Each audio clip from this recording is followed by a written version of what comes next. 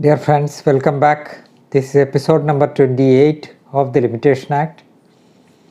I have cited some of the decisions are coming under section 14 of the Limitation Act, and I will continue to do it not only in this episode, in the one or two coming episodes as well, because all these decisions are very important.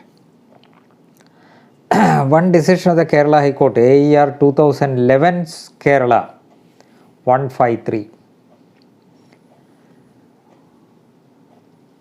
Division Bench 2011 same decision. 2011 Kerala High Court cases 299. Managing Director Messrs. Larsen and Toubro etc. versus GK Granites and others. Why I cite this decision is, there was a writ petition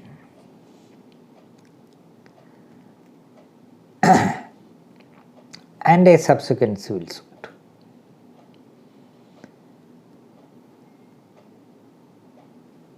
And while disposing of the writ petition, the High Court observed that the period covered by it will be excluded under section 14 of the Limitation Act. Whether that was legal. And it was held, unless the ingredients of section 14 are pleaded and proved before the civil court, before which the subsequent litigation is filed, the court cannot grant exemption from limitations in terms of the said section. When the jurisdiction to grant exemption under section 14 is exclusively given to the civil court before which the suit is filed, it is not correct or proper for the High Court to consider eligibility for exemption of the petitioner while dismissing a writ petition. It is well settled that the writ petition is also a civil proceeding, and the period during which the party was prosecuting the writ petition with due diligence can be excluded, provided the other conditions of section 14 are satisfied. With due diligence, bona fide and all those ingredients are satisfied, then the period covered by the futile writ petition can also be, in appropriate cases, excluded. But what the division bench said is that while disposing of the writ petition, while dismissing the writ petition, there is a practice that while dismissing it, the counsel will say something and the court will give something. That cannot be done, is what the division bench said. Supreme Court has done it, but the power is different. That may be the justification. See, under Article 141, the Supreme Court can do, but not the High Court, is what the division bench said.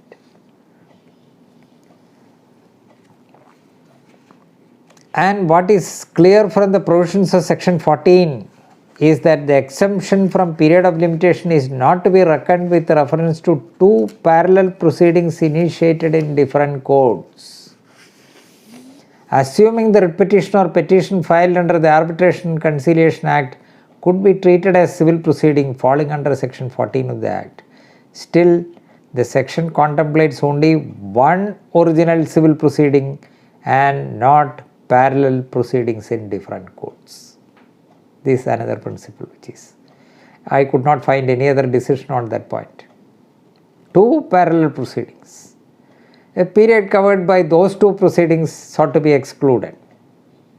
And while dismissing the writ petition, the High Court said that this period can be excluded while prosecuting a civil suit. That was held to be not proper on the part of the High Court. And then it was also held that it is only one proceeding that is sought to be excluded, not parallel proceedings. It is only in fact, the time of exclusion provided from limitation is the time spent in the original court and the Court of Appeal and the Court of Revision, and so much so, it is only the beginning of a civil proceeding before one court and its culmination in respect of appeal or revision in higher courts that is contemplated under the section, and not parallel litigation before different courts. And here the party pursued 2 civil remedies before 2 high courts. That cannot be excluded, is the view taken by the division bench. Such a situation, as I have not seen any other decision, there may be on finer search, you may find it. Another decision, 2011, 1 SCC 117, same as AER 2011 Supreme Court 503, Coal India Limited and another versus Ujjal Transport Agency and others. Ujjal Transport Agency and others. That is by 2 judges, Justice R.V. Ravindran and Justice Gokhale. Justice Ravindran authored the judgment. That was an Arbitration Conciliation Act. An award was passed. An appeal was filed before the wrong forum and it was withdrawn. Later a petition was filed under section 34. Appellants were under the impression that the proceedings under 34 is in the nature of an appeal against award. But on realizing their mistake, they immediately on reopening of court, they withdrew it. They are entitled to exclusion of time. The question is whether they are entitled to exclusion of time from that so and so to so and so or till when they file the application before proper forum. And it was held. The appellants have stated that they became aware that the appeal was not maintainable before the High Court when they came to know about the execution proceedings. Appellants demonstrated their diligence and bona fides by filing the application under section 34 of the Act on 19/10/2009 itself, immediately on reopening of court, without waiting for a formal order of withdrawal of appeal under section 34 before the wrong forum. Therefore, it cannot be said that the filing of the application under section 34 was belated. Section 14 was applied and the period was excluded. Next is AER 2010 Kerala 21. 2010 Kerala 21. It is reported in KHC also, 2009-4 KHC 853. Muhammad Dawood and another versus Hafsat and another.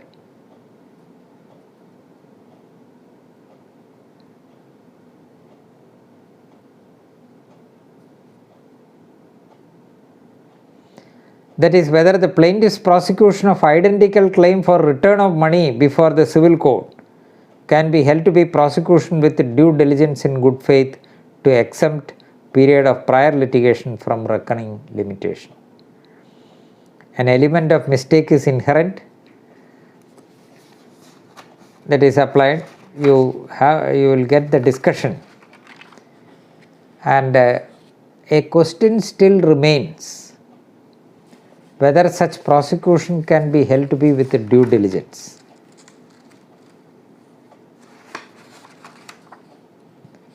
Evidently, there was an erroneous assumption by the claimants, either on their own or on the basis of incorrect legal advice received by him. It is evident that the claimants entertained the incorrect but bona fide impression that the suit is maintainable before the civil court. The learned counsel submits that the mere fact that an error has been committed bona fide by a litigant cannot deprive him of the benefit of section 14 of the Limitation Act. An element of mistake is inherent in the invocation of section 14. Erroneous prosecution can be there, and the mere fact that it is erroneous cannot defeat the plea that the prosecution was with due diligence. This is what is held. Very detailed consideration. I read only a few lines. Another Supreme Court judgment, 2009 10 SEC 425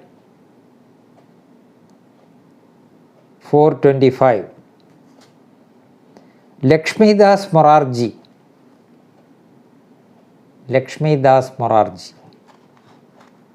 versus Miss Behros BEHROSE Darab Madan. I will read a short paragraph 26, para 26.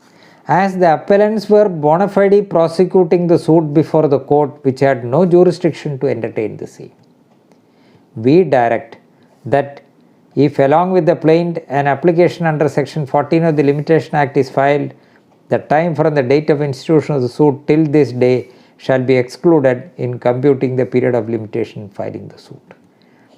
It is further directed that if any such suit is filed, the same and consequent appeals revision shall be disposed of within a period of so and so. Within a period of 1 year from the date of filing, in view of the fact that unfortunately the present eviction matter remained pending for 42 long years. Supreme Court directed that when a suit is filed, that period during which another proceeding was pending in a wrong forum shall be excluded. The decision which I cited earlier, Kerala decision, division bench, that it is for the court to, the subsequent proceeding where it is filed, proper court, to consider whether the earlier proceedings, the time spent in the earlier proceeding in a wrong forum should be excluded with all the parameters of section 14. And therefore the High Court, where the prior proceeding, writ proceeding was pending, could not exclude that period for filing a suit in the civil court. It was for the civil court to decide. That was the view taken, correct view. But this is the Supreme Court. Supreme Court has got certain powers which are extra. Here the Supreme Court directed, in view of the peculiar facts of that case, any decree or order can be passed by the Supreme Court.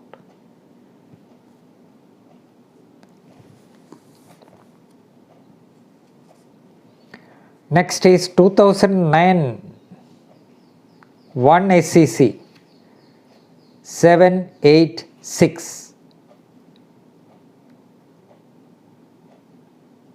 Same as AER 2009 Supreme Court 1200. 2 judges, Messrs. Shakti Tubes Limited versus State of Bihar and others. That was under the Arbitration and Conciliation Act. Time spent in proceeding bona fide in a court without jurisdiction. The appellant filed a writ petition, High Court partly allowing it, and filing the present money suit, which was dismissed in appeal as being barred by limitation. The question was, the time spent in pursuing the writ petition, prosecuting the writ petition, can be excluded. And it was held that the claim involved in the writ petition and the suit was the same. The appellant was pursuing the writ remedy bona fide and in good faith, and therefore section 14 can be invoked. The High Court did not allow, but the Supreme Court allowed. I will read please read paragraph 22, 23, 22, 23, 24. 22, 23, 24. Other paragraphs are also relevant. It is a well considered judgment. I will read a few sentences in paragraph 23. Section 14 of the Limitation Act speaks of prosecution of proceedings in a court which from defect of jurisdiction or other cause of a like nature is unable to entertain it. What would be the true purport of the words other cause of a like nature? The same must relate to the subject matter of the issue. A 3-judge bench of this court had an occasion to consider the same in Rameshwar Lal versus Municipal Council, Tonk, and others. Rameshwar Lal versus Municipal Corporation, Municipal Council, Tonk, T-O-N-K, and others. 1996, 6 SCC, 100. Wherein it was held, normally for application of section 14, the court dealing with the matter in the first instance, which is the subject of the issue in a later case, must be found to have lack of jurisdiction or other cause of a like nature to entertain the matter. However, since the High Court expressly declined to grant relief, relegating the petitioner to file a suit in a civil court, the petitioner cannot be left remediless. Accordingly, the time taken in prosecuting the proceedings before the High Court and this court, obviously pursued diligently and bona fide, needs to be excluded. See the view taken. And in another paragraph 24 of that decision which I read, paragraph 24, I am reading a decision by Justice S.P. Sinha and Justice Rake Joseph, 2009 1 SCC 786.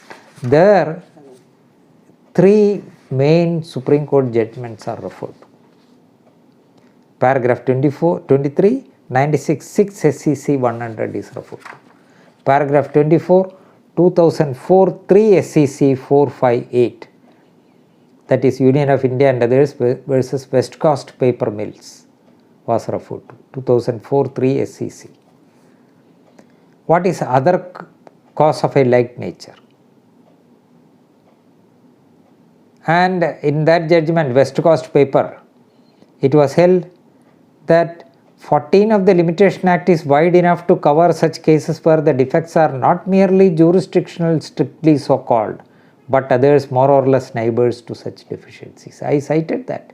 That is referred to in this decision by the Supreme Court. Then para 25, 71 1 SCC 24 is referred to. 71 1 SCC 24. India Electric Works Limited versus Jamesh Mantosh, Mantosh and another is referred to. It is well settled that although all questions of limitation must be decided by the provisions of the Act and the courts cannot travel beyond them, the words of other cause of a like nature must be construed liberally. Some clue is furnished with regard to the intention of the legislature by explanation 3 in section 14.2. Before the enactment of Act in 1908, there was a conflict amongst the High Courts on the question whether misjoinder and non-joinder were defects which were covered by the words or other cause of a like nature. It was to set at rest this conflict that explanation 3 was added. An extended meaning was thus given to these words. Strictly speaking, misjoinder or non-joinder of parties could hardly be regarded as a defect of jurisdiction or something similar or analogous to it. Still, it finds a place in the explanation. Explanation says that misjoinder of parties or cause of action shall be deemed to be a cause of like nature. It is not because of the deficiency of the power or the jurisdiction of the court, because of some mistake on the part of the parties. That is also, it is held that by the amendment it is added. Strictly speaking, misjoinder or non-joinder of parties could hardly be regarded as a defect of jurisdiction or something similar. Still, it was done. Provisions of section 14 have been held to be applicable even in a proceeding arising under 34 of the Arbitration and Conciliation Act. Now, so that decision, various decisions of Supreme Court elaborately considered. All the same point but different shades of meaning. So when we read these judgments, we will get a different outlook to the whole question. And the rigid view which was being taken by the courts earlier was given a go by now. ILR next. ILR 2009-3 Kerala. ILR 2009-3 Kerala 625. Parallel citation 2009-3 KHC 164. Division bench by Justice Kurian Joseph, who later became a Supreme Court judge, and myself. We were the bench and I wrote the judgment. Food Corporation of India and others versus C. Muhammad Kunyi and others. In paragraph 9, I will read a short paragraph. Paragraph 9, I will read 2 sentences, then 1 sentence, then 2 sentences, and then paragraph 13, I will read a short paragraph. Section 14, in para 9 it is said, Section 14 is founded on the principle of justice, equity and good conscience. Section 14 shall be interpreted liberally, however, with due regard to the express words in the section. Justice, equity and good conscience you will not find anywhere. In the decisions already cited, it is not there. So these words, this is what we have said. And then in paragraph 13, we have said the contention raised by the respondent in the writ petition was that the corporation was not entitled to deduct the demurrages charges from the current bills. That is the corporation, Food Corporation. That is not the issue involved in the suit filed by the corporation. The corporation filed the suit. There was a writ petition earlier. The contention raised by the respondent in the writ petition was that the corporation was not entitled to deduct the demurrages charges from the current bills. The respondent filed the writ petition. That is not the issue involved in the suit filed by the corporation. The issue involved in the suit is whether the corporation is entitled to any demurrages charges from the respondent. The matter in issue in the suit is different from that involved in the writ petition. Even if the writ petition was allowed, that would not have affected the right of the corporation to institute a suit and claim demurrages charges. In spite of the pendency of the writ petition, the corporation could have instituted the suit.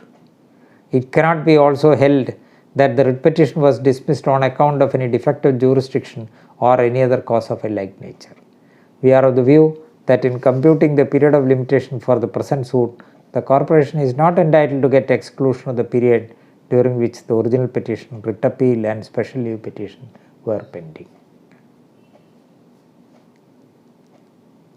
And the view taken by the lower court that the suit filed by the corporation was barred by limitation, we have confirmed.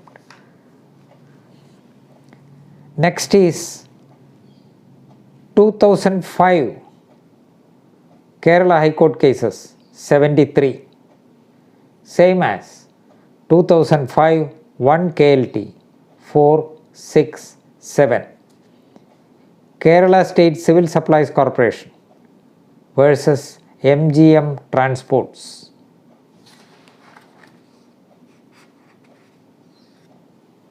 There the head note appears to be slightly wrong. I have noted here. It is not fully correct. Therefore, don't be carried away by the head notes. Read para 6 and 7. One of the arguments is that it cannot be said that the original petitions were disposed of for want of jurisdiction or cause of a like nature, and therefore 14 cannot be applied. So far as the question as to whether the proceeding is a civil proceeding, we have to hold that it is a civil proceeding. That is writ petition. Writ petition. So we will take it there, the writ petition. Thus, it cannot be said that the proceeding under Article 226 of the Constitution is not a civil proceeding.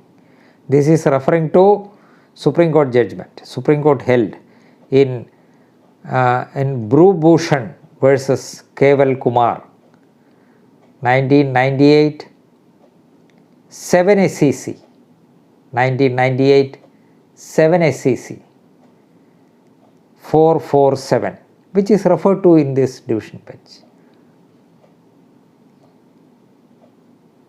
Then 1996 6 SEC 100, Rameshwar Lal versus Municipal Council Tonk, which is referred to in an earlier decision also.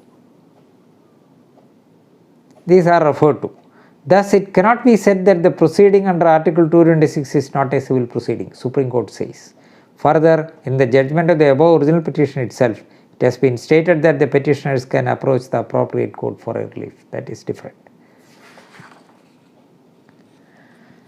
And then we will, because the next decision is some time is required, and therefore we will have it in the next episode. See, I am spending time on it. It will take another lot of decisions. So it may appear that the matter is being protracted by me by taking one after the other and all those things. But see how important it is.